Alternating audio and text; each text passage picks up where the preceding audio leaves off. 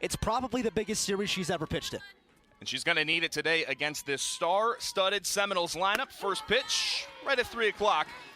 Game 1 of Game 2 here today in the series, and this Seminoles lineup that is just star-studded 1 through 9. It never ends with this FSU lineup.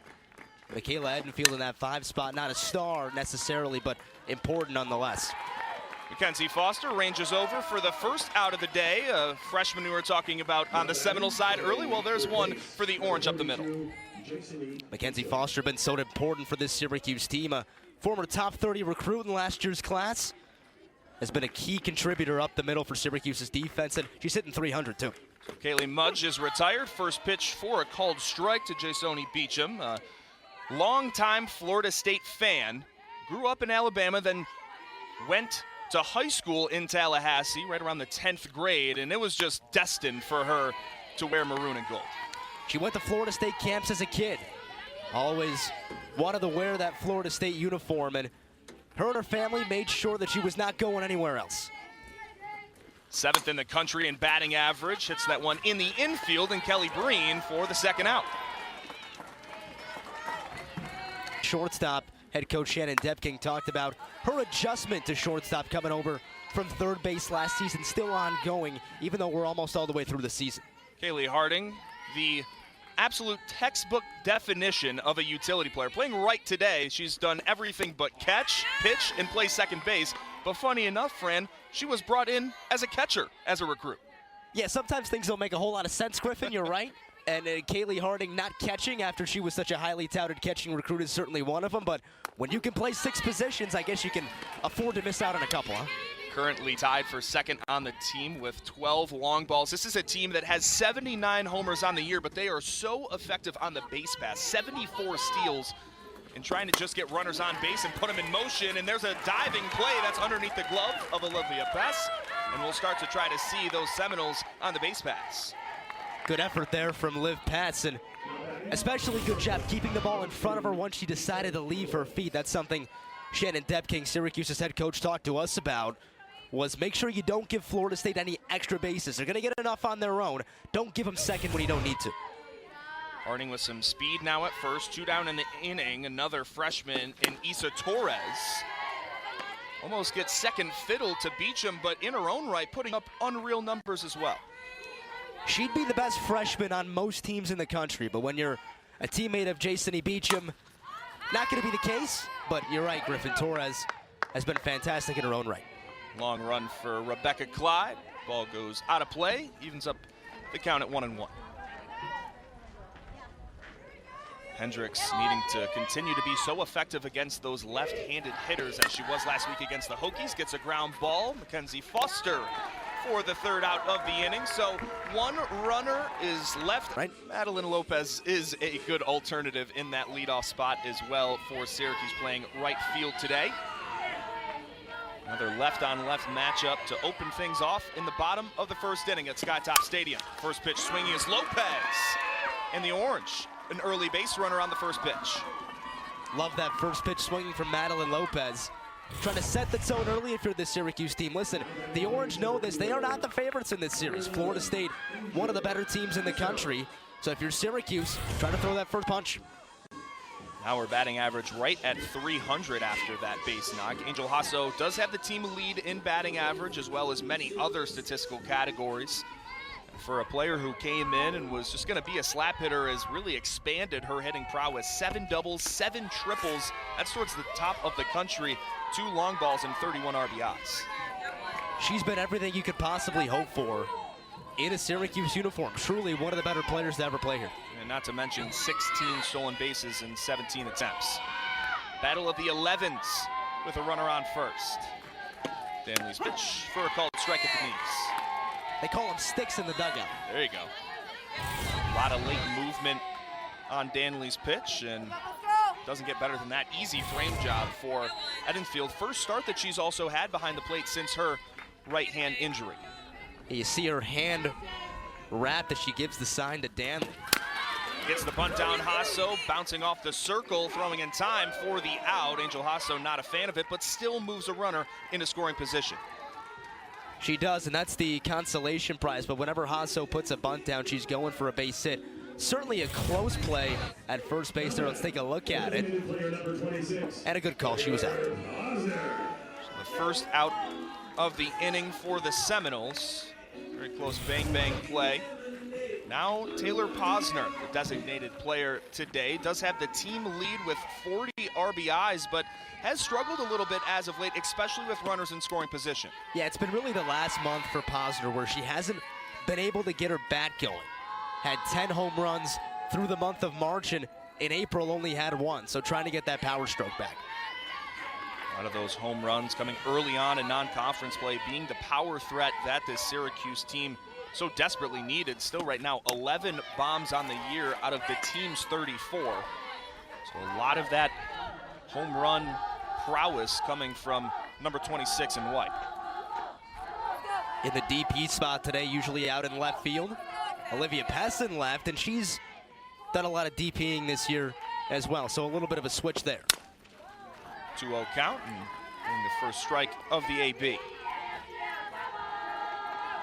Madeline Lopez, the runner at second. And for Danley, you mentioned how she is the top pitcher for the Seminoles in terms of ERA, but also 15-3 for her record so far this year. The most innings now at 110 on the campaign, and a really good strikeout to walk ratio. It's just that secondary pitching for the Seminoles that has struggled at times. When you think about a record for a pitcher, being on this FSU team with that kind of offense, that'll certainly help you as well. Head coach Lonnie Alameda said, that's how this Florida State team has gotten better. Struggled a little bit in the non-con, beat some teams lost to some teams you wouldn't expect them to lose to, but has improved as the season's gone on. Thought about it on the 3-1, and ranging over to make the play is Torres. Quickly 2 outs after the lead-off runner reached. Nice job by Lopez, not straying too far off the second base bag, making sure she stays in scoring position. So now here's the cleanup hitter, Madison Knight, playing first base today and has been red hot at the plate. 5 home runs in her last 8 games, including 1 on Wednesday in a 4-0 win against Cornell.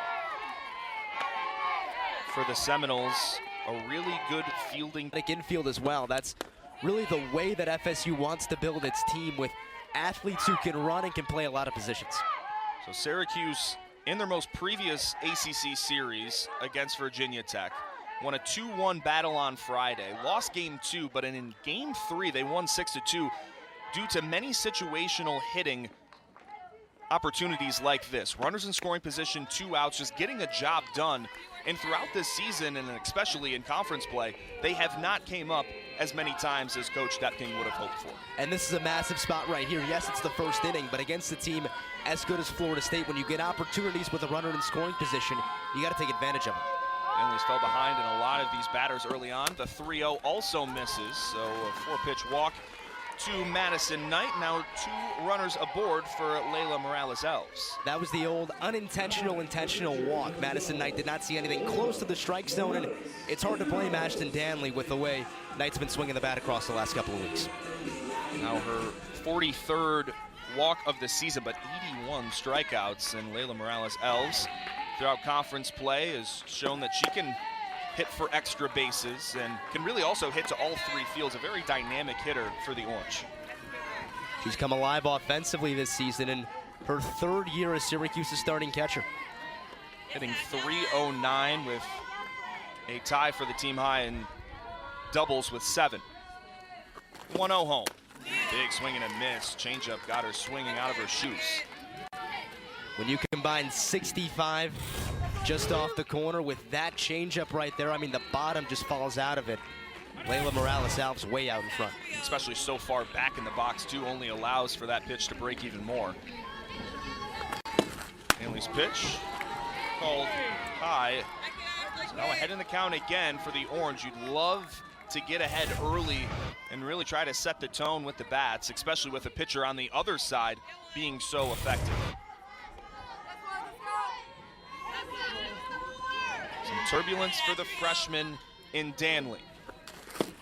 2-1, another swing and a miss, and now starting to get some swing and miss on the off-speed stuff that hasn't really been located well, but doesn't matter when you're getting swings and misses. Yeah, it's the velocity change that's getting Layla Morales out. It's about 15, 16 miles an hour, fastball to changeup. Now the two-strike approach for the backstop of the orange, and staying alive as that goes to the backstop. It's 3 straight changeups now from Danley to Morales. Sounds you'll wonder if that fastball's coming here. Be ready for anything, especially with the strikeout stuff that Danley has, and confidence now in those secondary pitches. 2 runners aboard, still knotted up at 0 in the bottom of the first inning. Pitch home, and we'll try it once more. Did go back to the hard stuff there, and a really nice job by Morales Alves to stay on it. Very easy to get in between that changeup and that fastball. That's, obviously the point of it when you've got that big of a velocity difference between your 2 pitches. Due up next, Mackenzie Foster, and the whole Kelly Breen in the 6 and 7 slot for Cuse. Still 2-2, 20th pitch of the inning upcoming for Danley. Pitch home and just trying to spoil everything.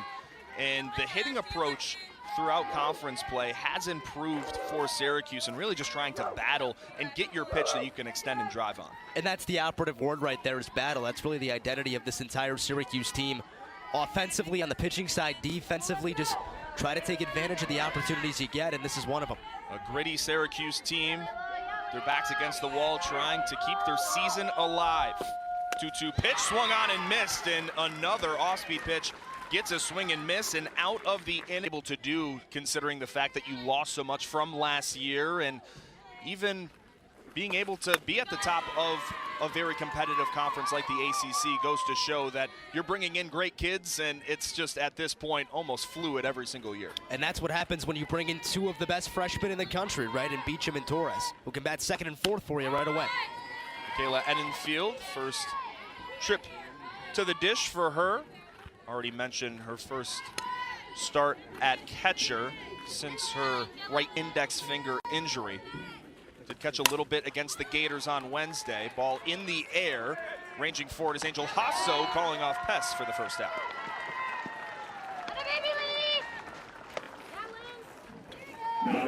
Can't be comfortable swinging a bat with a recently broken finger, I would imagine, Griffin. No, with the Evo shield on it as well, almost going down to one knee. Still a lot of power on it as well, even though Edenfield was out in front. That's what she's known for, plenty of pop in the bat since she was a kid, but still, that's gotta hurt. Evan Flaherty getting back to her old ways at the plate. Great second baseman. Now in her senior year, was one of many Seminoles at the beginning of this year that earned all ACC preseason honors. And even that's a daunting task for some of these now seniors when you've had so much success in the ACC. You lose a lot from last year's team to almost have that production from day one on your shoulders. Slapping it the other way, and a base knock for Florida State. Olivia Pest with the quick throw in, making sure that that can only be a single, but another runner on the base pass for the Seminoles. Flaherty does it a little bit in a different way than the players in front of her in this batting lineup. A true lefty slap hitter, and you saw it right there. Lindsey Hendricks with her 2nd straight inning having a runner on. Stranded Kaylee Harding in the first, trying to do it again right here. Janai Kerr, a very athletic player, and back-to-back base hits for the Noles. Throw out at third. Angel Hasso with the cannon from shallow center field. Flaherty not a fan, sliding in head first. Rebecca Clyde applied the tag, and instead of runners on the corners, it's just runner at first and 2 down. Do not run on 11 and white. A true 5-tool player, as her head coach calls her. What a BB that was. No doubt about it. We'll see the replay here, but it certainly looked like Devin Flaherty was out, and she was. Got her on the helmet before Flaherty's right hand hit the bag. Nice tag by Rebecca Clyde as well. The orange, where the backup has actually played critical in making sure that a run doesn't score. So now the number 8 hitter, Katie Dack, designated player today. Also one of the catchers for the Noles. Dack now her 20th start of the season, hitting .283. Pitch misses outside yet again for Hendricks. Nice job by Janai Kerr to end up on second base after that throw. So Florida State still with a runner in scoring position. Kerr does have elite speed, now in scoring position. Great outfielder roaming in center. So now the 3-0 count, first base unoccupied. Due up next, Amaya Ross. Swinging on the 3-0, Rebecca Clyde had enough room and gets the out. The green light swinging. King, for the program she's built and the identity she's built with it. Trying to just bring in good people. That's what she talked about with this also being senior weekend and some of the stories of those 6 important people to this program that were so instrumental in her trying to turn around this program. They were really the first class that she recruited after taking over in the fall of 2018, the first class she had a full cycle with, and she got to put her fingerprint on this program with these quality people that she says, listen, are they the best softball players in the world? Maybe not, but there's no other team I'd rather hang out with anywhere on campus or anywhere in the country. Mackenzie Foster with the orange in her first season, the 6, 7, and 8 for Cuse.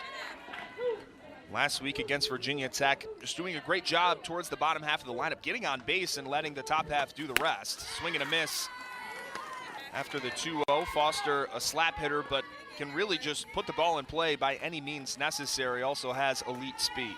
And someone who's in the 6 hole today has been, like you said, Griffin, towards the bottom half of the lineup throughout the season. But, you know, as a player like Angel Hasso moves on, you got to imagine Mackenzie Foster's next up to take that table setter role. Does square to bunt, and now evens the count up at 2-2. Second on the team right now with a .313 average. Does have 22 runs scored. Does have the team lead right now with 29 strikeouts, so you'd like to see that come down a little bit, but an on-base percentage that's over 400, especially in your first season of collegiate softball, nothing to shy away from. Freshman matchup, Foster puts it in play as it trickles into the outfield.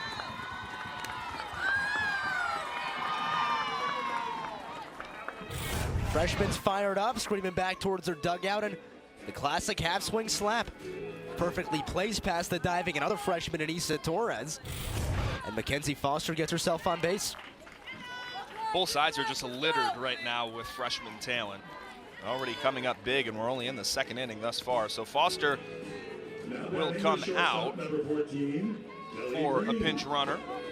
She is 5 for 10 in her stolen base opportunities right now, so maybe looking for somebody somewhat more effective on the base paths with Kelly Breen, shortstop for Syracuse, due up.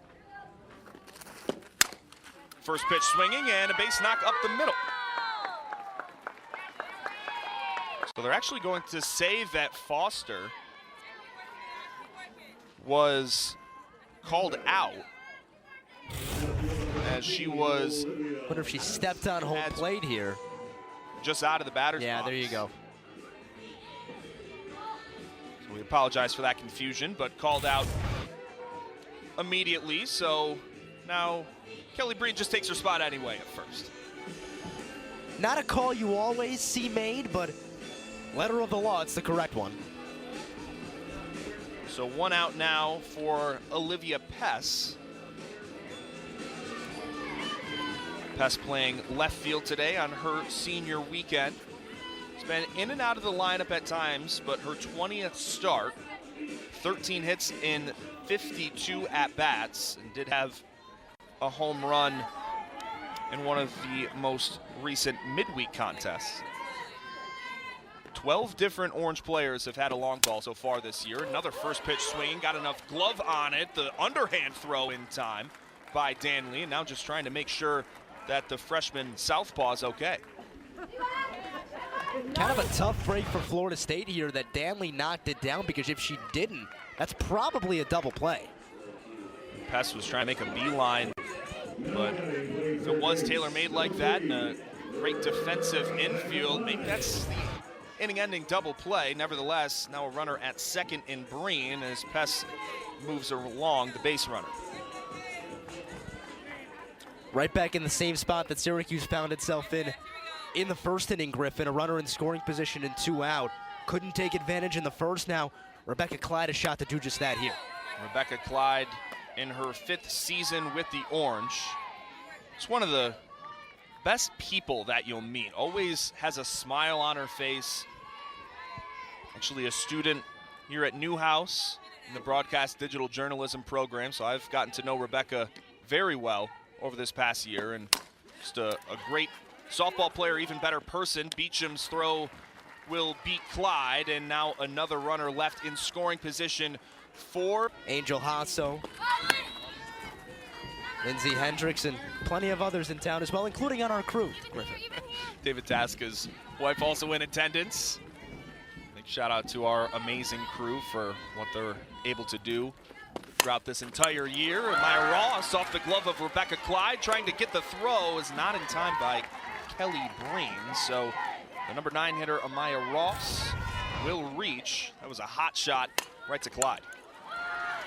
Rebecca Clyde usually so sure-handed, but that one just roped by Amaya Ross. A tough one to grab, almost took her glove off.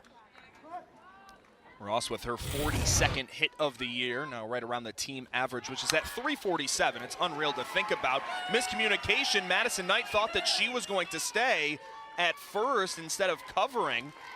So the Orange now allow 2 base runners after Kaylee Mudge lays down the bunt and had the Orange all out of sorts.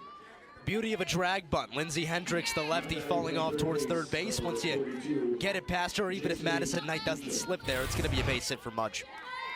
Jasani Beecham with 2 runners aboard, had a long homer in their midweek contest against the Florida Gators. That was her 15th of the season. 62 RBIs, also ranks top 15 in the country. 7th in batting average at .452 entering the day. Beecham out in front, but for a freshman to have these sorts of numbers, and when the scouting report for her has to continue to evolve, pitchers don't know what to do against her, and she continues to put the Seminoles on her back.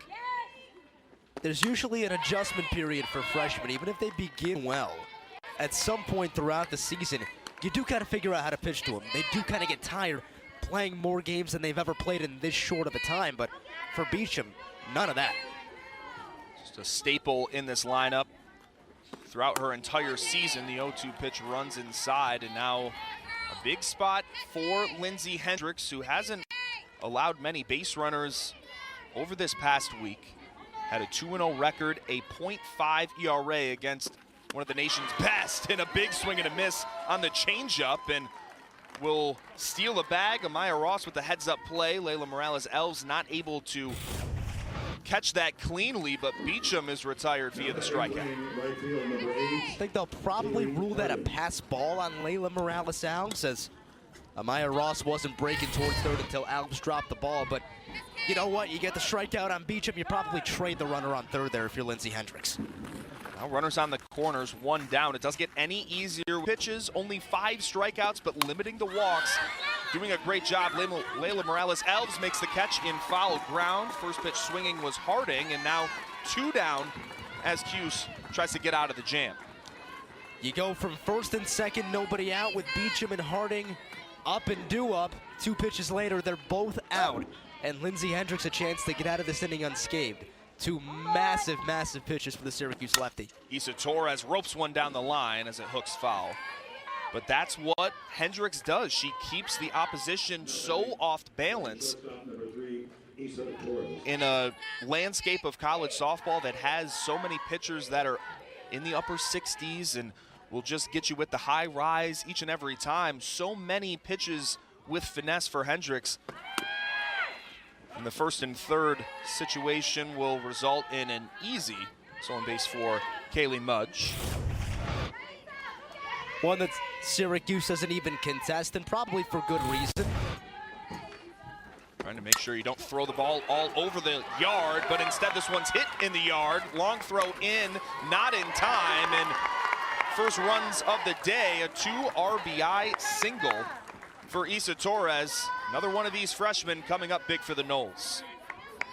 Syracuse had 2 opportunities with runners in scoring position and 2 out in the first and in the second inning.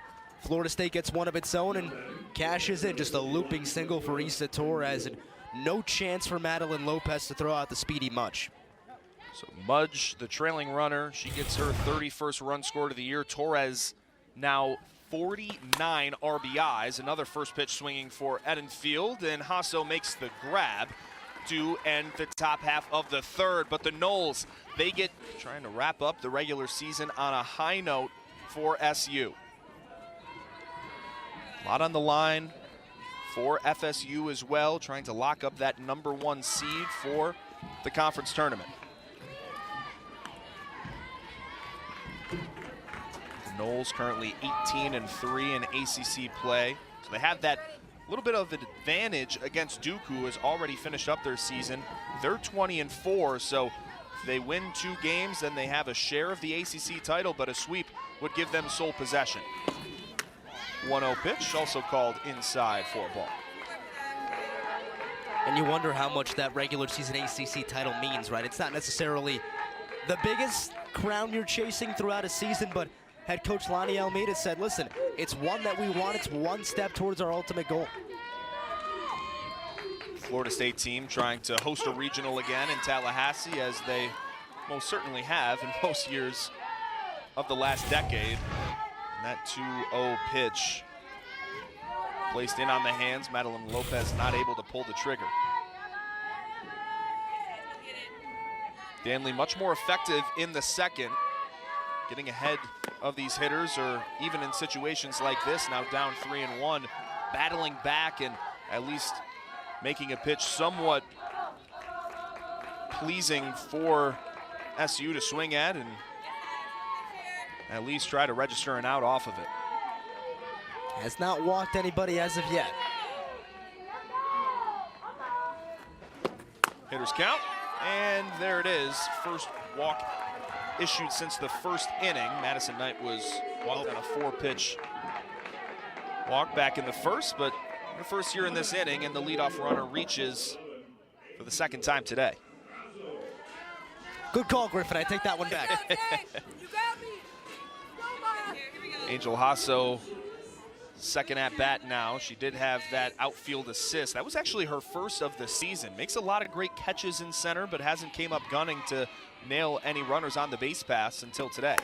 Swing and a miss. That pitch had so much late movement on it, and still 63 on the gun. Just diving down below the zone. Hasso laid down a bunt back in the first inning. We'll see if she tries to do that again now that she's behind in the count. I doubt it based on that first swing, though. With Posner and Knight due up after that, just trying to cash in some of these base runners, and Hasso goes the other way. Throw in by Mudge. Make sure that now there's 2 runners aboard at first and second, but Angel Hasso showing that she can hit to all 3 fields. Just textbook. Ball on the outer part of the plate, go with it, line it through the 5-6 hole, and take your base. So now it's Lopez, Hasso, and Breen with the base knocks. Foster had one, but it was taken away as she was out of the batter's box. Taylor Posner grounded out to Torres at short in her first trip. Team leader in RBIs, could even up this game, or even with her home run prowess, take a lead in this situation. And that show to bunt is a showcase of Taylor Posner's struggles across the last month of the season. In March or February, she would not have been trying to bunt, but across that last month, she's only hitting about 230. First Orange player to have over 40 RBIs since 2017. Another ball to Torres, trying to get the double play. They will only get the runner at second. So now runners on the corners, 1 out for SU, as they are still looking for their first run of the game. The one thing that never goes into a slump is speed, and Taylor Posner's got plenty of that. Good news for Syracuse, which that could have very easily been a double play. Posner runs far too well, so Syracuse still set up to score here. It's a run you really want if you're the Orange, with maybe your hottest hitter at the plate and a runner on third. That's exactly why Knight is in that number 4 slot of their batting order, trying to have those players in front of her, and Lopez, Hasso, who have been tearing it up at the top of the card to try to cash in some base runners. On the count, 0-1. It's been a busy week for Madison Knight. Had her birthday on Sunday, hit a home run against the Hokies. She was on ACC PM yesterday. The sophomore is trying to take this conference by storm. First and third play. Posner sliding in safely.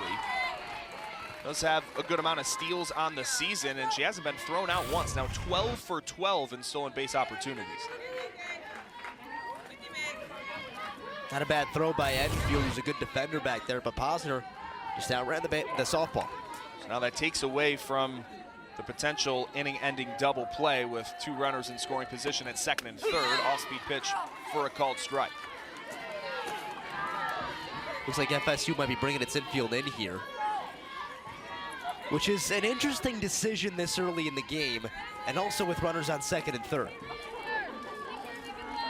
Infield does come in, especially with Knight, who can hit the ball so hard, not normally with the opportunity of a chopper, trying to give themselves an easier play if there's a play at the plate, with Madeline Lopez at third and Posner at second. This is one of the players where if you're playing the infield in, you better be ready, because it gets on you in a hurry. Danley trying to bear down, left 3 runners on the base pass so far today. And with 1 out in the inning, now a full count to Madison Knight. You mentioned Griffin, she walked on 4 pitches back in the first inning, and none of those pitches were competitive. Almost a intentional walk without actually being an intentional walk for Ashton Danley, but now she's got a pitch to her with 1 out and 2 on. Madison Knight trying to stay hot at the plate for Cuse. Instead, it's a bouncing ball. It gets away to the backstop. Run will come in to score, and Madeline Lopez. Tag was applied late by Danley, and SU cuts the deficit to 1. Well, Syracuse almost shot itself in the foot here, because Madison Knight dropped her bat right in the lane where Madeline Lopez was coming down. Had to go around it and finally slide in, but all's well that ends well for the Orange.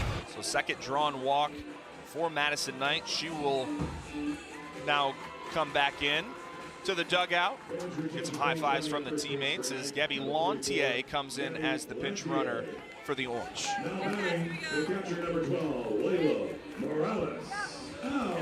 Lantier, one of the go-to base runners for this SU team.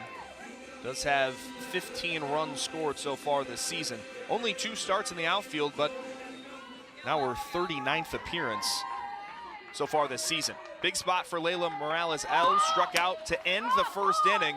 It was a whole lot of changeups that she swung through to end the first. Might be feeling some type of way, have some jitters, but by the way of this Florida State program and how it's constructed, Danley trying to come up big. Drag bunt down, play at the plate. It was bobbled by Enfield, and now going to third. Heads up base running by Gabby Lantier, and Layla Morales-Elves hits it about 10 feet. Doesn't matter. We're tied up at 2. We'll see if they call that a single or a fielder's choice. Either way, Syracuse ties the game. And a great idea, right? You got speed on third with Taylor Posner. It's going to be a tough play if you get the bunt down.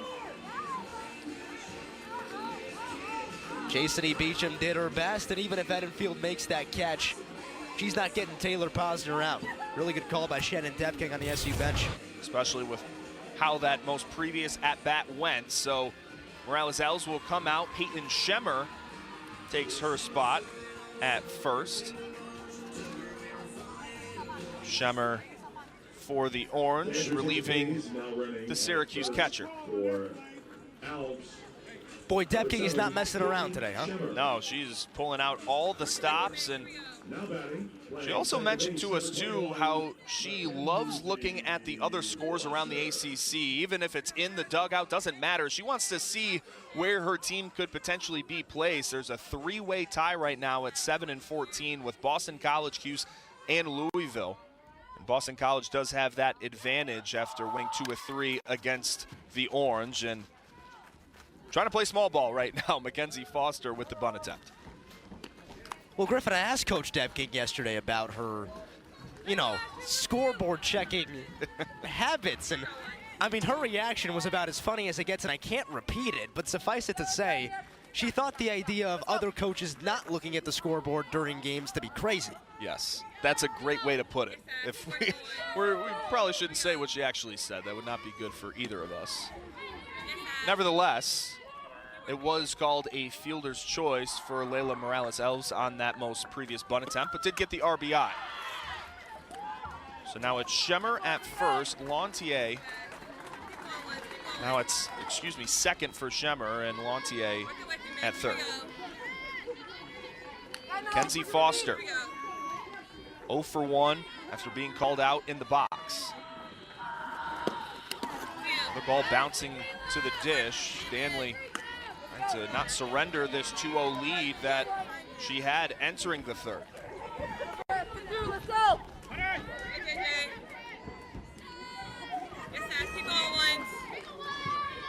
Foster 5 RBIs on the season, so doesn't normally have runners on the base paths, and pitch that moved at 60 miles an hour to get a swing and miss. Big spot here for Syracuse trying to continue this momentum. If you can get a lead here for Lindsay Hendricks, you know how good she is. Now over 50 pitches for Danley, another 20-pitch inning for her, and too much backspin on the potential hit for Mackenzie Foster. All you got to do is put the ball in play. Lantier over at third, and of course Schemmer at second, a couple of pinch runners. They've got plenty of speed on the bases, the Orange do. Corners also in with Beecham and Ross, and taking some other steps in the middle infield for Torres and Flaherty.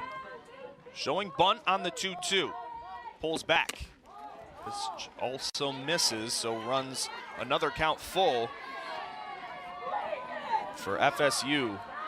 Huge spot here for the freshman in Ashton Danley.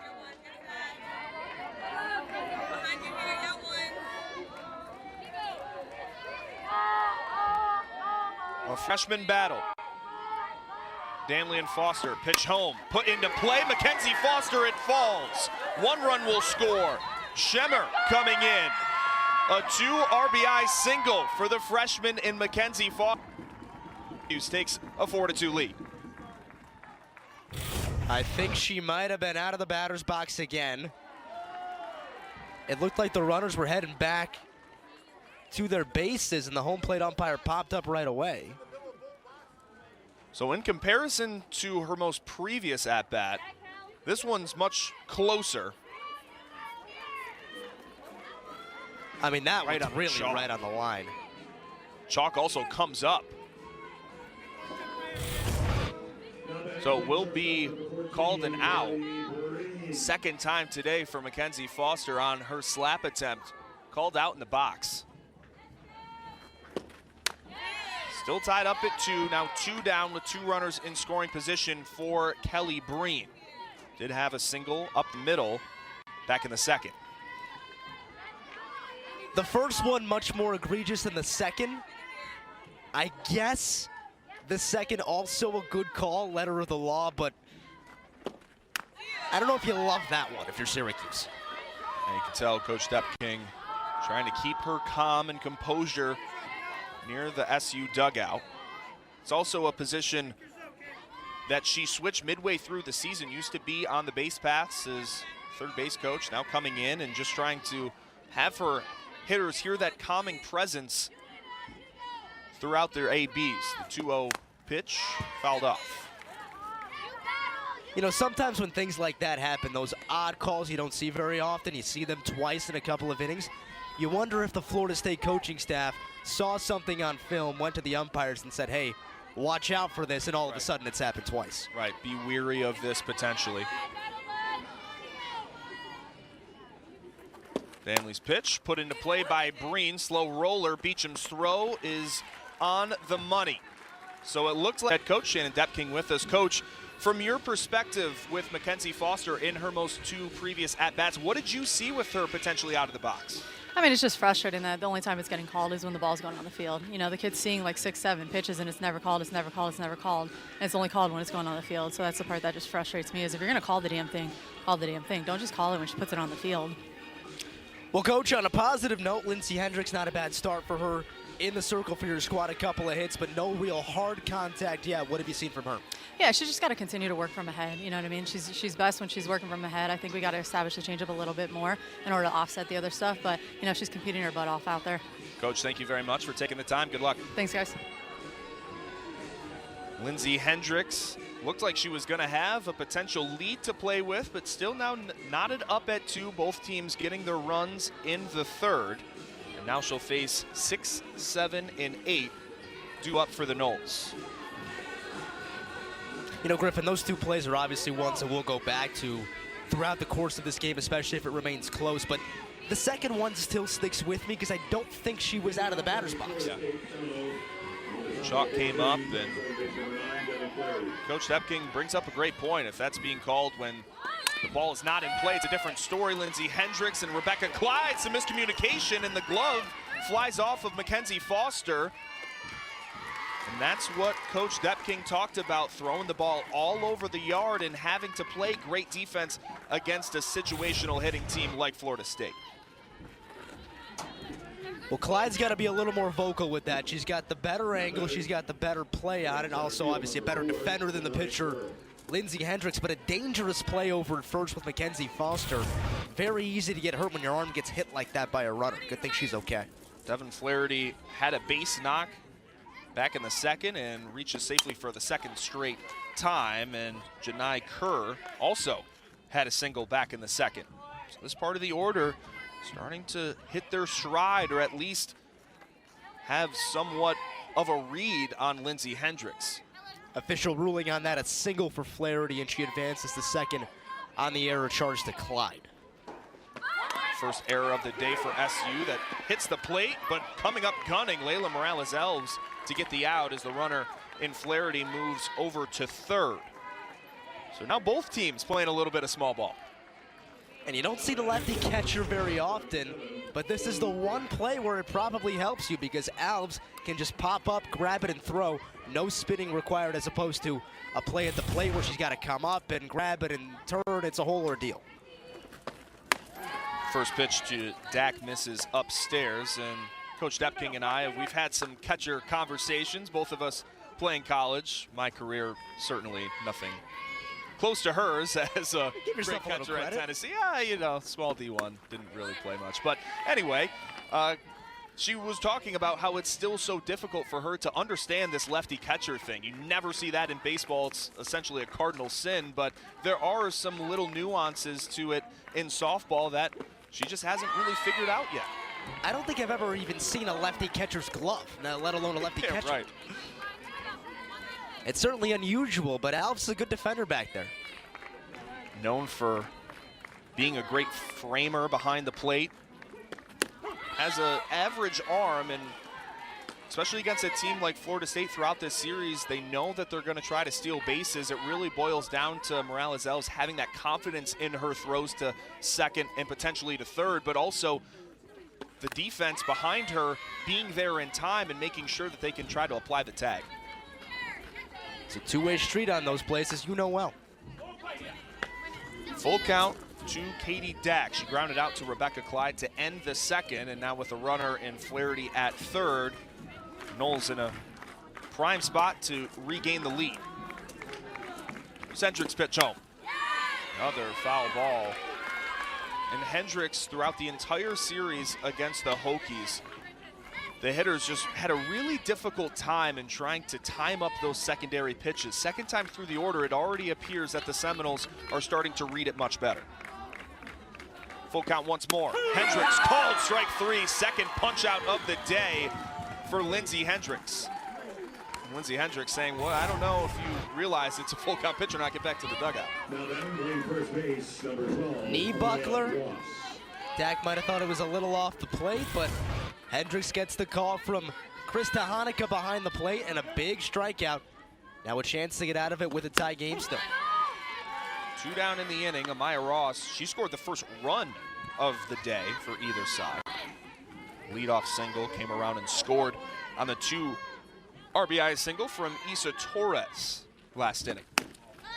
Pitch misses outside to even it up at 1 apiece. Nearing 50 pitches for Hendricks. Have to keep an eye on that. But the bullpen in a really good spot for Syracuse. They run 6 deep in total. Jesse DePasquale pitched all 7 against Cornell on Wednesday. It's all hands on deck for a series like this. Season on the line, need everybody available. Syracuse is trying to continue with that mentality from last week. Backs against the wall, doesn't matter. Now a hitter's count for Ross. Got to be careful here. If you're Lindsey Hendricks, in danger of turning over the top of the lineup with Kaylee Mudge and then Jason E. Beecham right after her. 3-1 pitch, thought about it, and now runners on the corners with 2 down, back to the top of the card with Kaylee Mudge, who has a single and has scored. Now batting, playing left field, number 6, Kaylee Mudge. First walk that Hendricks has given up today. Has had good command, but loses it a bit right there. Now important to get Mudge. You've got the lefty-lefty matchup with one of the best hitters in the country on deck. Making sure the entire infield is on the same page entering this AB. Mudge, very dynamic hitter at the dish. Currently 3rd on the team in batting average. 50 hits on the campaign. Pitch misses high for Hendricks. Now a runner at second. Ross steals easily, and we've seen that now on both sides. First and third plays, neither team is really trying to take that risk at second base. And it worked out for Florida State the last time the Seminoles tried it back in the 3rd inning. It led to an extra run being scored. That pitch for a called strike, paint by Hendricks, but with Syracuse as well having some issues throwing the ball around. We've already saw an error this inning with the throw from Clyde. Smartly not trying to throw it all around, and now ahead in the count, 1-2. Flaherty at 3rd, Ross at 2nd. Hit to the outfield will make this a 4-2 game. Number 14 team in the country trying to lock up the top spot in the ACC. Pitch home, swung on and staying alive back towards the Seminoles bench.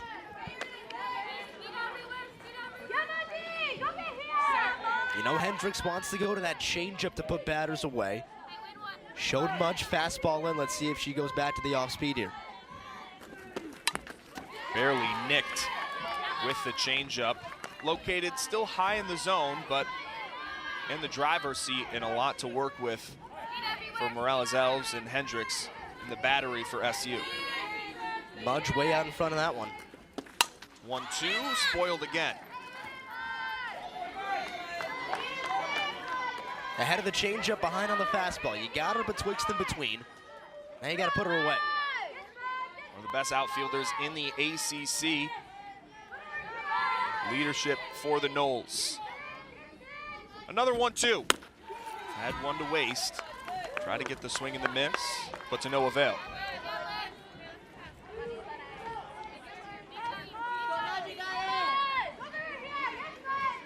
Two down, 2 runners in scoring position. Big swing and a miss. Lindsey Hendricks comes up big again. Her 3rd strikeout in the second half of ACC play for SU. What have you seen for her against your hitters? Yeah, mixing speeds, doing a good job, keeping us off balance, and so he's got to make some adjustments and take advantage of some base runners. Coach, in the circle on your end, you got a freshman in Ashton Danley. A lot of base runners so far against her, but she's gotten out of it for the most part. What have you seen from her? Sorry, Danley, I'm just seeing if they're going to go or not here. They are waiting for me. I think she's competing, fighting. We made some defensive miscues. There he goes. We made some defensive miscues that we'll get after. But, yeah, just competing. That's all we're doing right now and trying to get after it. It's been awesome to see her grow up as a freshman. Awesome, Coach. Thank you very much. Thank you. Yep. So Ashton Danley still out there, hovering right around 60 pitches. We have seen the bullpen already activated for the Seminoles. Now facing Olivia Pess, Rebecca Clyde, and Madeline Lopez. Guess we held up action there, Griffin. I guess so. I would say that I feel kind of bad for it, but to be honest with you, I don't really. I mean, listen, it's a beautiful day out there. They're not exactly miserable. No, it's not like it was pouring as it was last week during the rain delay. I'm not salty about that still. First pitch swinging for Pess. Had a comebacker that Danley sprawled out, had a underhand throw head first to get the out.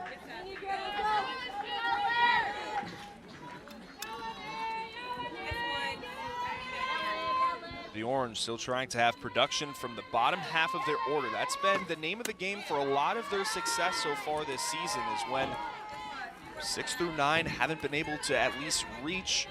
It's an upward climb and puts so much more pressure on those leadoff hitters to be the headlight, or at least just try to have base runners throughout this season. That has been hard to come by. FSU today, meanwhile, has gotten a run out of the 9th spot already. Pass almost puts one in play past Beecham, but she'll have to make her way back into the box. Right now for SU, 1 for 6 through 9 in their order, while on the opposite side for the Noles, already 4 of their 7 hits have came through the 6 through 9 hitters. Nevertheless, still tied at 2 in the bottom of the 4th. 1-2 pitch, spoiled again by Pess. Must be a really special weekend for Liv Pess, somebody who really embodies what Shannon Depking wants this Syracuse program to be, playing in her final series at Skytop Stadium.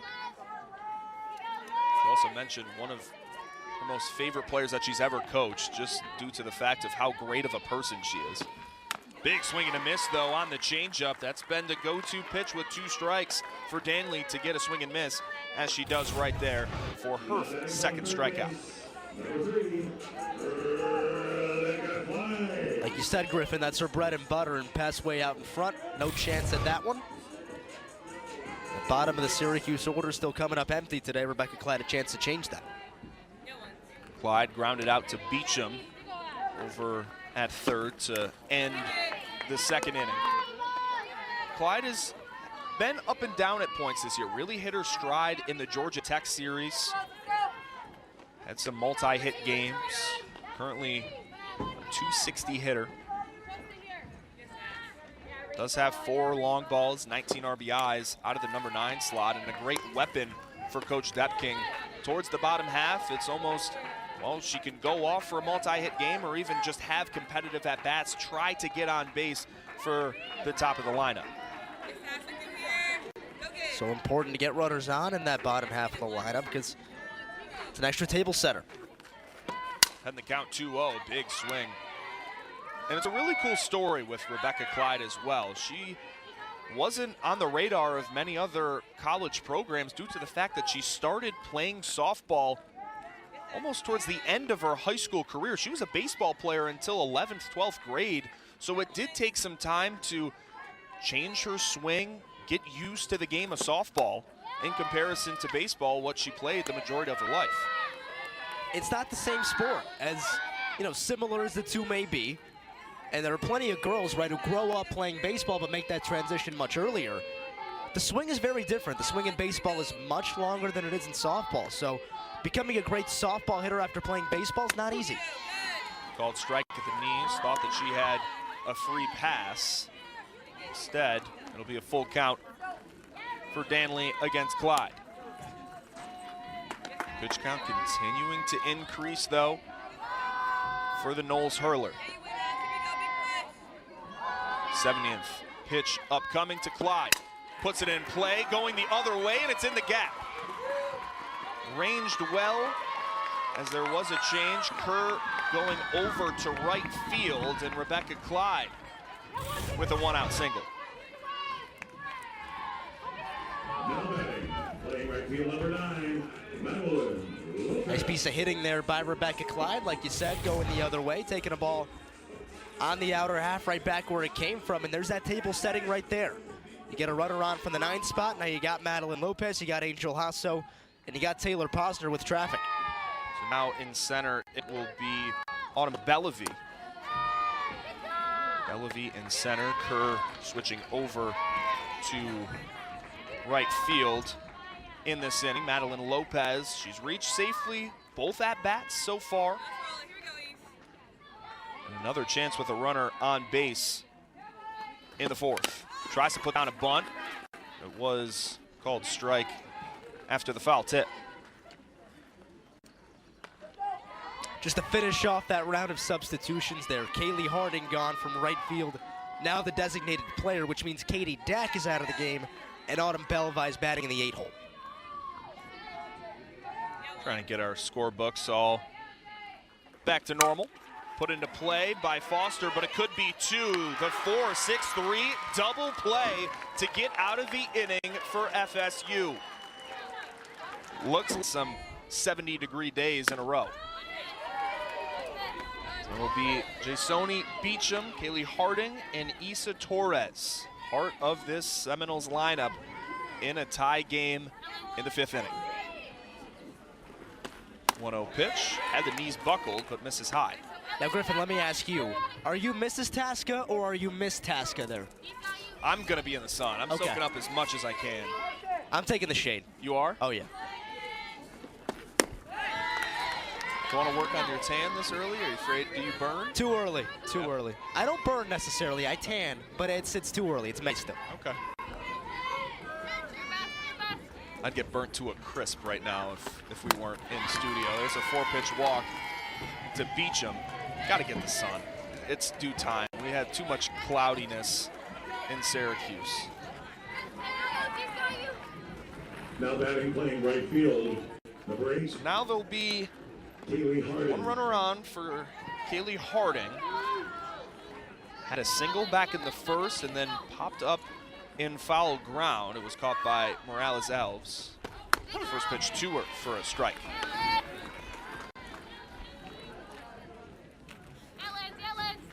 Hendricks got out of a big jam last inning. Coach Lonnie Alameda saying that she's mixing speeds very well. Just have to sit on the pitches that they know that they can drive. On the scouting report, stick to what has worked for the Noles all season long. And that's gotten them a 40-11 record so far this year, facing so much tough competition in the non-conference slate, and a big swing and miss to make it 1-2. There's that changeup.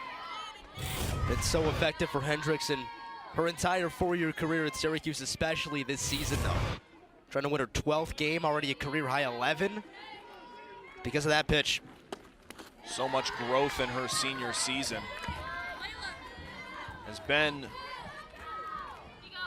a mainstay in this Syracuse pitching staff for her entire career, but really taking command of this ace role for the Orange. Put into play. Rebecca Clyde had some room for it, gets the lead runner at second in Beecham.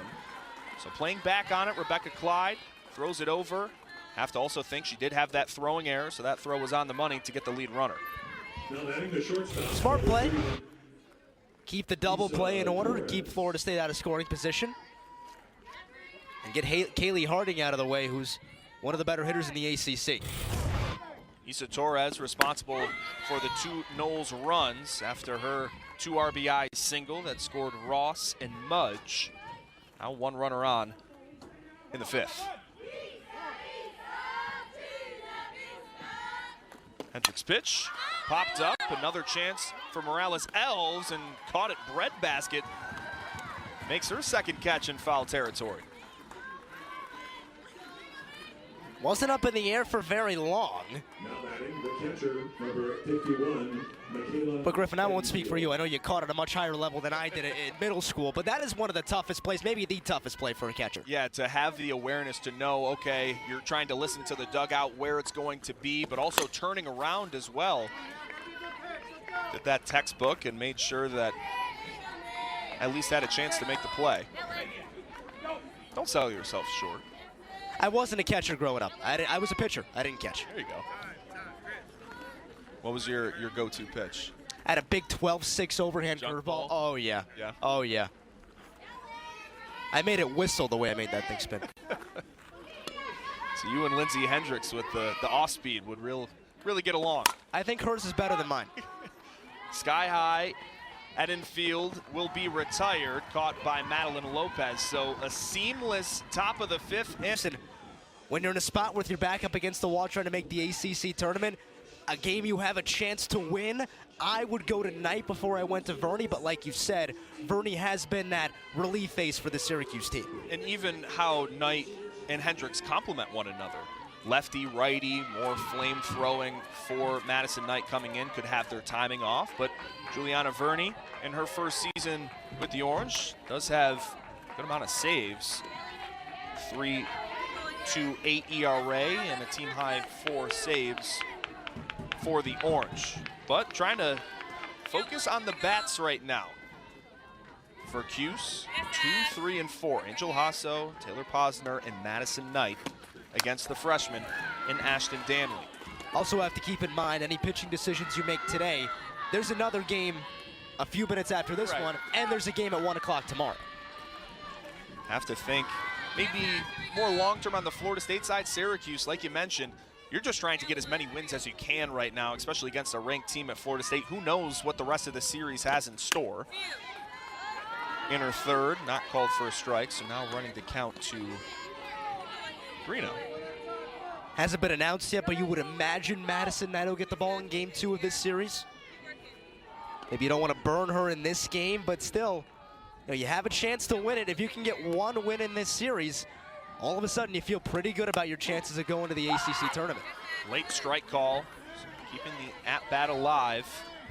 Angel Hasso did have a single in her most recent trip, also a sac bunt today. Great frame at the knees for Edenfield to get that called strike. Had to get that thumb underneath, and even on her catching hand that's had some trouble, but the 3-1 bunt caught easily off the circle from Danley, and a quick first out. So Hasso goes from thinking she walked to popping out to the pitcher. Quite the juxtaposition there for Angel and for Syracuse as well, who thought it had a leadoff base runner, its fastest player probably, and now nobody on with 1 out. It's the second time today, even going back to the second inning with Mackenzie Foster. Thought that you had the leadoff base runner on, you end up not. Posner, she had a single and a stolen base, so a run scored back in the third. Actually changed to not a hit in the third. So Syracuse has a team 4 knocks on the day between Lopez, Hasso, Breen, and Clyde. Now down in the count 0-2. Danley really is almost a younger version of Lindsey Hendricks. Very similar arsenal. That changeup is her go-to pitch, but the thing that makes Danley so dangerous is she throws harder than Hendricks does.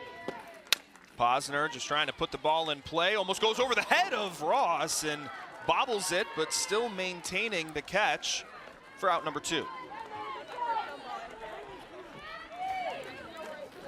Well, I don't know if Amaya Ross can juggle, but maybe she can with that one. Boy, Syracuse almost gets a gift right there. We've talked about how important holding on to the ball is in a game like this with so much at stake for both teams. And Ross held on, barely, but she held on. Still registered the out, doesn't matter how you do it, but great focus to reel that ball in after it popped out of the glove. Madison Knight has been walked twice. Stranded at third, back in the third. See that batting average at nearly 260. It has been night and day from the early part of the season till just a few series ago against Pitt. That's when things started to click for Madison Knight, and the pitch on the inner half gets a swing and miss. A lot of late run from Danley. Knight does not get cheated when she takes a hack. Very aggressive at the plate. Leaves that pitch in the dirt.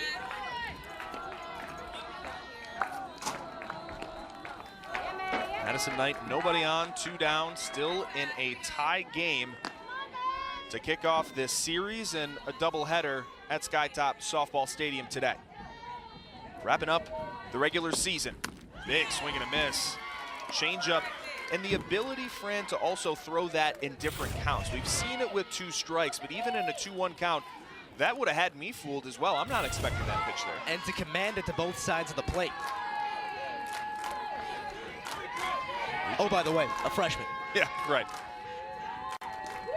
The 2-2, another one. Well, it worked on the 2-1, might as well do. Ross, especially in that number 9 hole, gotten on twice today. Also came around to score a run back in the 3rd inning, so setting the table for the big boppers at the top of the order. Devin Flaherty has also reached twice. 2 singles for her. Ball in the air, long run for Liv Paz, but the diving catch in foul ground. What a way to start off your senior weekend. How did she get to that? Well, put a star next to that one. Long run for Liv Paz, sliding, outstretched, and the emotion. Look at that from the de facto captain of the Syracuse team. 2 seniors loving that. Pess, who caught it, and her pitcher in foul ground as well. Lindsey Hendricks, certainly a fan for that play. And that's not one of those eyewash slide just because it looks cool, right? She needed the slide. Right. So early out, another ball in left field. This one much easier for Liv Pess to corral, and 2 outs and just 4 pitches. It's a cool moment for somebody like Pess, who you will not find a single person anywhere around the Syracuse program who has a word bad to say about her character, what she does on and off the field. Having a moment like that on senior weekend got to be nice for her. So will be potentially a pinch hitter in that number 8 slot. It was on Bellevue who was going to come up. Instead, it will be Kennedy Harp in that spot. Bellevue was playing center field in that big switch to start the 5th inning, and another freshman coming into the lineup in Harp. 305 hitter. This is now her 45th game that she's appeared in. 18 for 59 with 4 home runs and 18 RBIs. Nobody on, 2 down for the freshman. Big chance here for Lindsey Hendricks against somebody cold off the bench. Chance to have a quick inning here in the 6th. Florida State, towards the end of this game, very reminiscent of the game that they played on Wednesday. That was a ranked game down in Tallahassee against the Florida Gators. Down big, 11-4 at one point. Tied the game, and it went into extra innings. A final in 9 innings that they lost to the Gators, who look very, very impressive and show why the SEC has been so dominant and currently has 10 teams ranked in the top 25. Big swing and a miss, now 2-2 for Hendricks. How many times have we said it? There's that changeup right there from Lindsey Hendricks. Even up in the zone, but it looks so good to the hitter. Hendricks 2-2, thought about it, but running the count full. Harp due up next, Amaya Ross. Then the top of the lineup, and Kaylee Mudge. Pitch home, number 80 is a little wild for Hendricks, and a 2-out base runner for FSU. 3rd of the day for Hendricks. Now batting playing first base, number 12, Amaya Ross. Harp, a highly touted freshman, top 15 recruit with plenty of speed over there. We'll see if she's in motion. Harp on the season 6 for 6 in stolen base opportunities. Doesn't waste any time. The throw is there, but Foster not able to make it on a 1-hop, and nice back help by Angel Hasso to make sure that that ball stayed stationary and didn't go anywhere else. If Foster comes up with that, she's probably out. Not a bad throw by Alves. It was on a hop, but high enough for Foster to dig it out. So that's the 7th stolen base for Harp. We've seen a lot of stolen bases with the 1st and 3rd situation for the Seminoles, but the first clean steal over to 2nd today. Love getting runners in motion, and it's another attribute of this offense is, yeah, they can hit the ball all over the yard, but when you can manufacture base runners in a scoring position, it helps so much, and Lindsey Hendricks drops one in for a called strike to make the count 1-2. Maya Ross has reached base safely twice, came around and scored after being the headlight in the 3rd, and then had a walk most recently. Another waste pitch.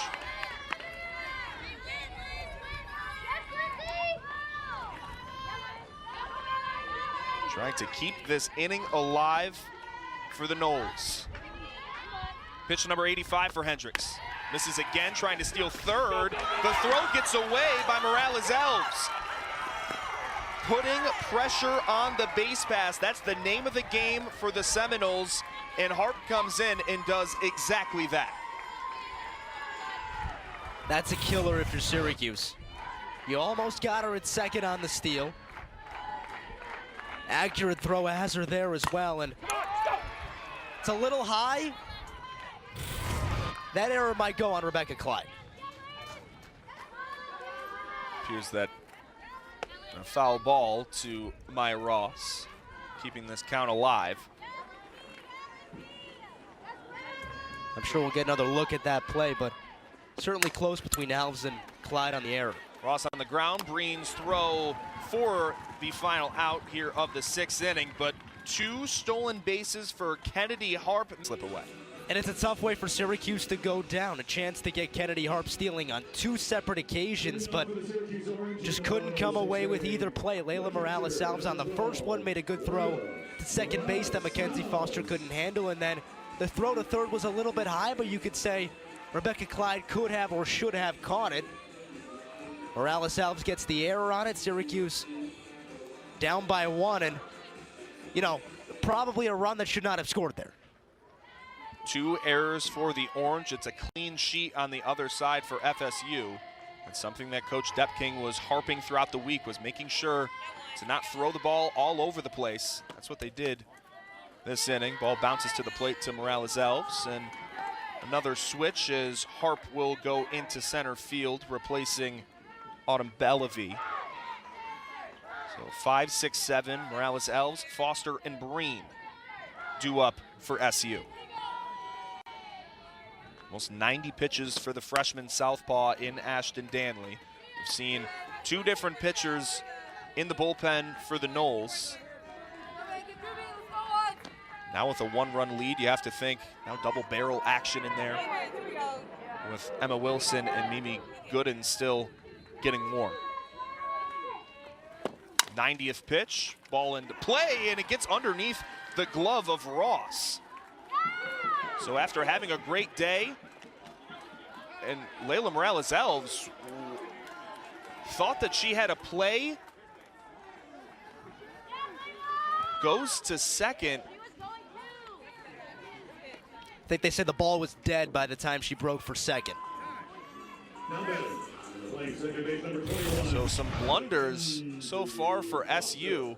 Ball in play, Layla Morales-Elves rounding and interference, okay. So now that'll be a conversation for the umpires as Layla Morales-Elves, even if she was just trying to round the bag, that is base runner interference. I think the umpire argument and the FSU argument is there's no world in which she was actually going to. You could see it pretty clearly. Her foot, you know, there was white chalk between the brown of the dirt and her foot. Syracuse has some reason to be upset about that one. So Ross actually comes out of the game, and Angelique Bueno coming in at first. A lot of defensive changes for this FSU lineup. After the error by Ross, changing things over at first, but a great block behind the dish by Michaela Edenfield, who looks really calm and clean back there in her first game back as a catcher. Not your prototypical catcher either. She's taller, about 6'1", but she moves very well back there. And like you said, her first game catching in almost a month after breaking her finger. So Mackenzie Foster, she's already shown bunt, shows it again, gets it down. Beecham's throw for the out at first, but advancing the runner now to second base with 1 out in the inning, which is the game-tying run. With Foster, when she lays the bunt down, it's not automatically a sacrifice. She's got plenty of speed, but a nice job by Jason E. Beecham to make that play without an issue. Even though no single, you do move the runner over and give Kelly Breen a chance to tie the game. Kelly Breen's 1 for 2, and throughout this season, she has loved playing at Skytop Stadium. Layla Morales-Elves still at second base. And then Foster, as we take another look, foot was on the line. That was essentially the same spot that she was called out for back in the 3rd inning, but not called for at that time. And that was Shannon Debking's issue. When we talked to her in the 4th inning, it was, all right, make the call, but make it all the time, not just when she gets a hit. Try to keep things consistent. Another great pitch, number 95 for Ashton Danley. Reaching the century mark against Kelly Breen, who on the season for her is hitting under 250, but here at home, it's above 300. She's done very well in Syracuse, but goes down on just 3 pitches. 4th punch out for Danley.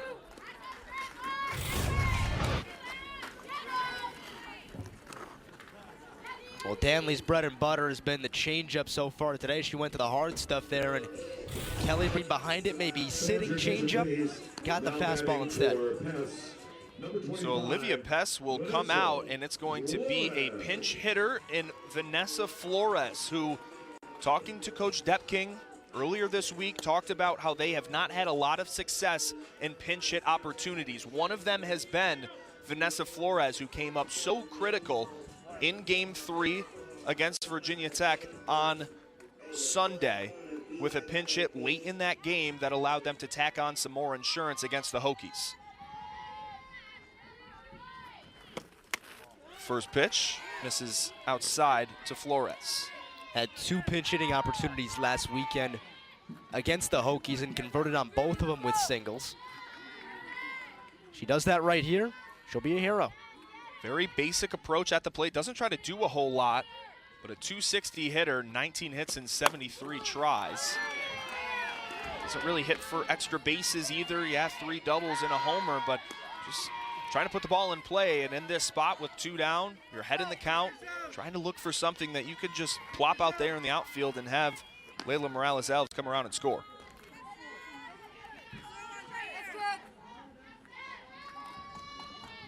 Leadoff base runner reached via the error. And an error in the top half is the reason that the Seminoles have a lead to begin with. So Syracuse trying to return the favor. Now a 3-0 count for Flores. Didn't miss by a whole lot, but a good job by Flores coming in fresh off the bench with a good eye. 100th pitch for Ashton Danley. Another called strike. That's the 2nd time we saw Angel Hasso. Very similar pitch towards the knees for a called strike that thought it was a free pass. Vanessa Flores also only about 5'1", 5'2". Yeah, smaller strike zone. That's a ball on Madison Knight. Danley trying to keep this Seminole lead. Put into play, Vanessa Flores does just that. A bloop single, the throw at the plate, 1 hop, and being held up was Morales-Alves. Not trying to be too aggressive in this spot, so now runners on the corners as Flores now 3 for 3 in her most recent pinch hit opportunities. Interesting hold idea there by Syracuse. With 2 out, obviously Alves off with the crack of the bat. We'll see where the ball was when she hit 3rd out. Well, Kerr already had it by the time she got to 3rd base. Usually that's a line of demarcation. Would have been a close play at the plate, but now Rebecca Clyde gets her chance to tie this game. Already has a hit here today. Big spot on her senior weekend. Olivia Pest did come back and return to the base pass for Flores in the number 8 slot of the order. 2 down in the inning. Syracuse down by 1. Base hit here will certainly score Morales-Alves this time around. First pitch to her also missing.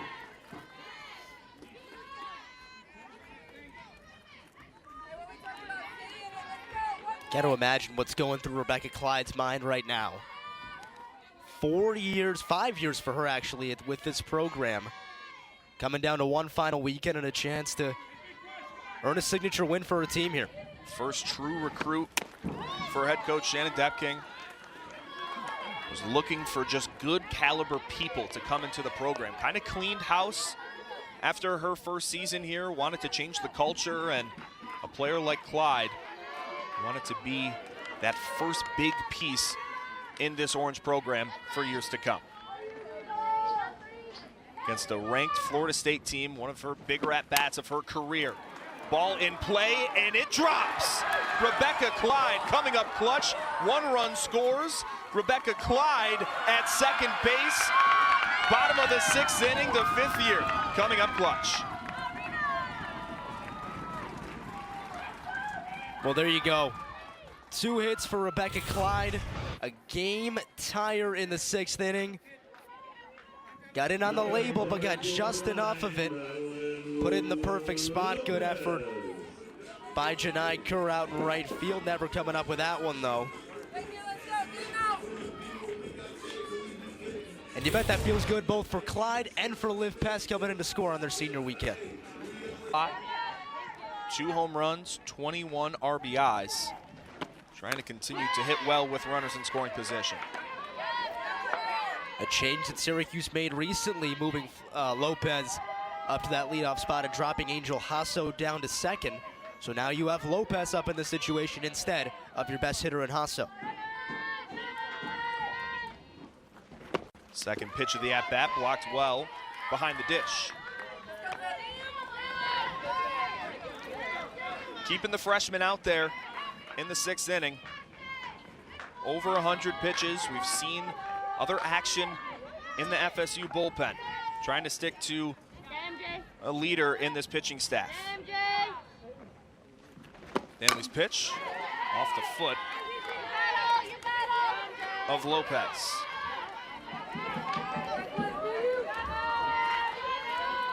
Lopez, a nice easy swing, 2-strike approach, just put the ball in play.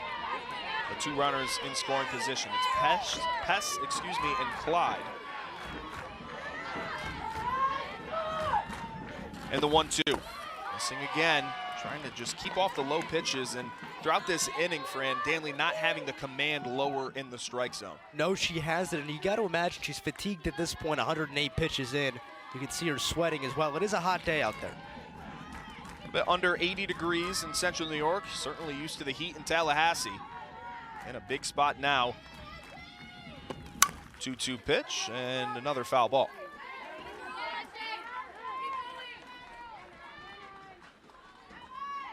Such a big moment for Lopez here. Just her 2nd year at Syracuse. One of the younger players this team relies on. Chance to come up with one of the biggest hits in program history, quite frankly.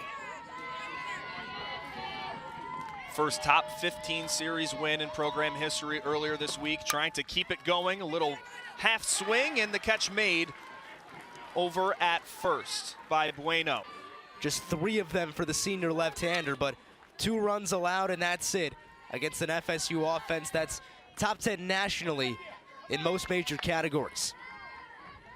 Game 1 of 2 here at Skytop. Syracuse and Florida State will play a second just after the conclusion of this game 1. As Kaylee Mudge lines it to center, and Hasso makes the catch. What a grab by Angel Hasso. Gets a big hug from her teammate Liv Pest, and there's one away. Angel Hasso can do just about everything right on a softball field, and playing defense, making superwoman catches like that might be #1 on the list. What an impact she has made, not just today, on this entire program. And speaking of her senior teammates, Lindsay Hendricks loves it too. Here's Jason E. Beecham. Syracuse facing her exactly how the Orange want, with 1 out and nobody on.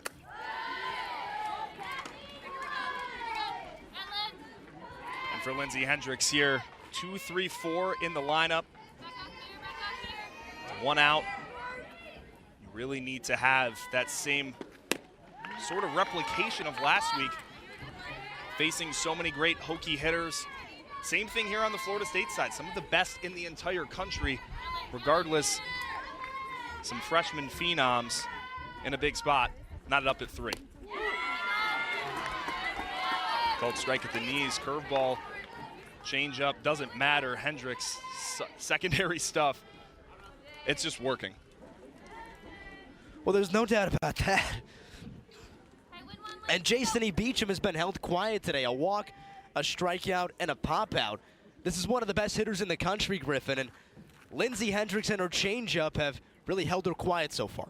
And you look at 1 and 2 in the order. So far today, just 1 for 7 between those two spots. Kaylee Harding, she has a hit, and Issa Torres 1 for 3 with 2 RBIs. So you're getting that production that you normally see from other spots, but you don't see Beecham held hitless much. Has over 20 games so far this season that have been multi-hit efforts. Just remarkable stuff for Beecham. Another hammered pitch that was early on, and now we're seeing how things will go in the 7th, hovering around 100 pitches for Lindsey Hendricks.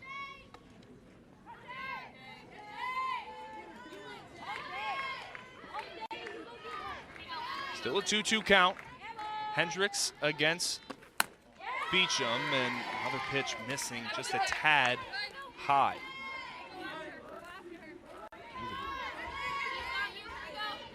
100th pitch, one of the biggest of the day for the reigning ACC Pitcher of the Week.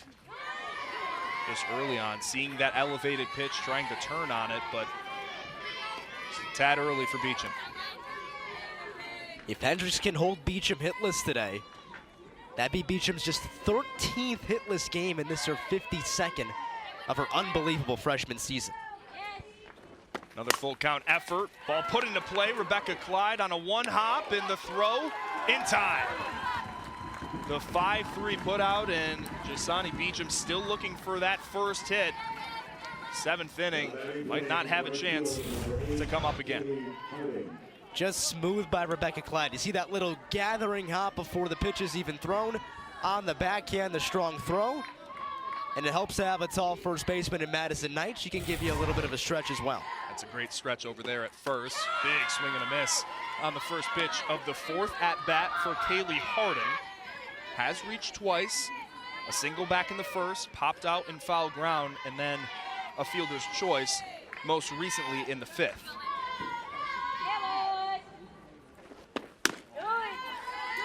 Harding has been on so many different watch lists throughout this year. Preseason ACC accolades, last season getting some ACC nominations. The number 3 hitter in this star-studded Seminoles lineup.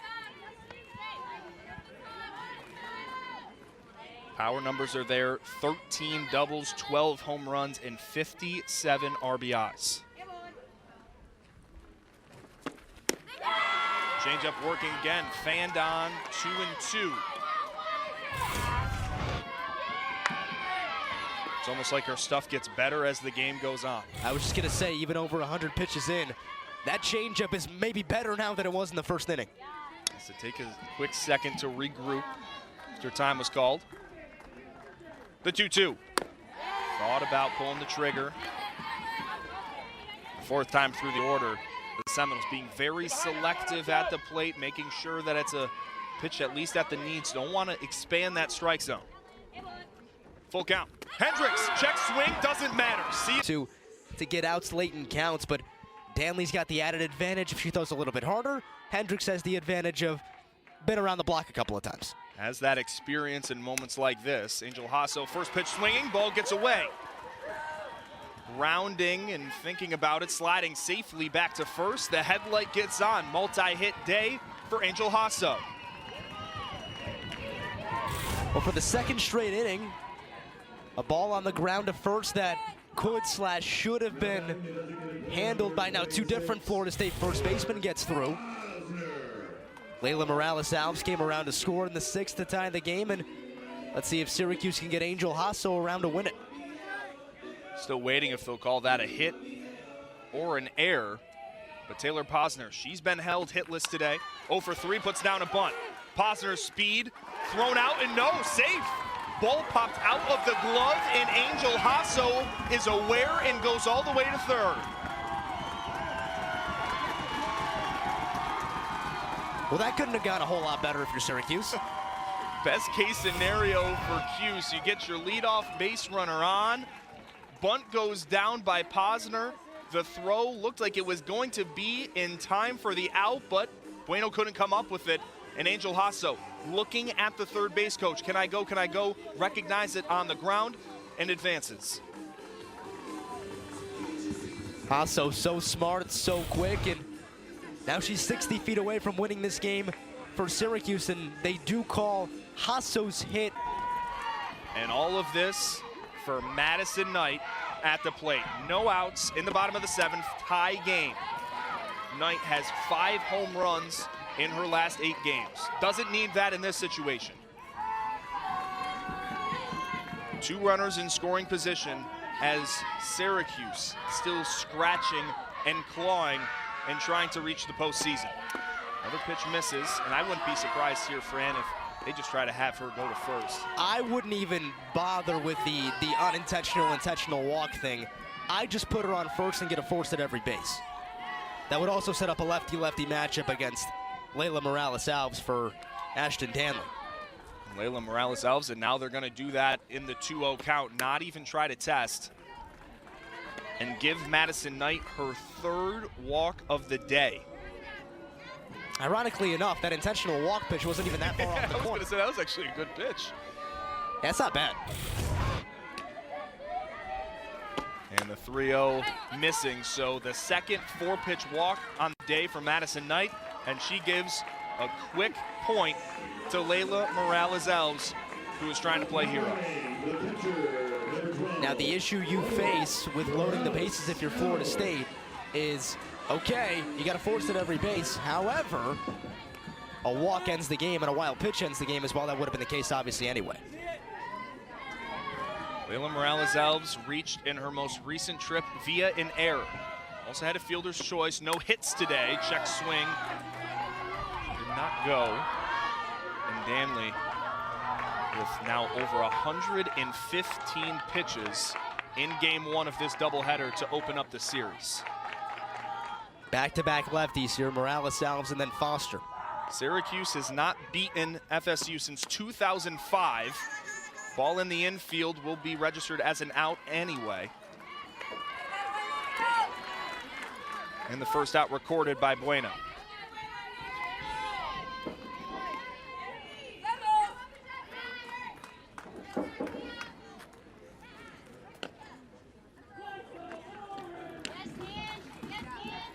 So a substitution for Coach Depking.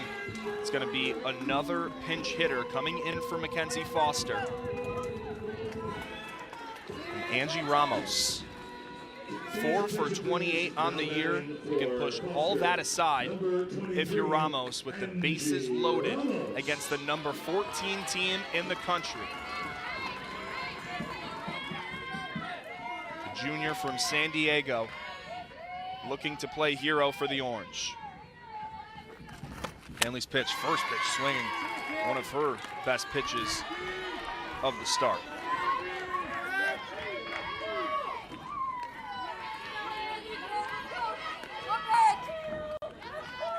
Fans on their feet at Skytop Softball Stadium.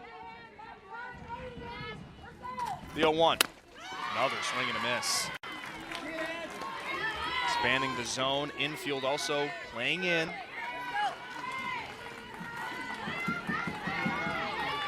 But FSU looking to bear down and force it into extras.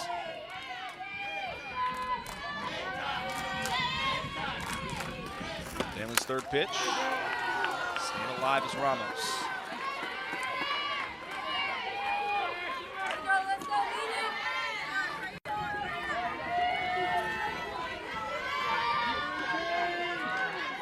Ramos coming in as a pinch hitter. And the 1-2 put into play. The Orange stay red hot. A walk-off winner for Angie Ramos, her 5th hit of the year, as the Orange walk it off against the number 14 team in the country.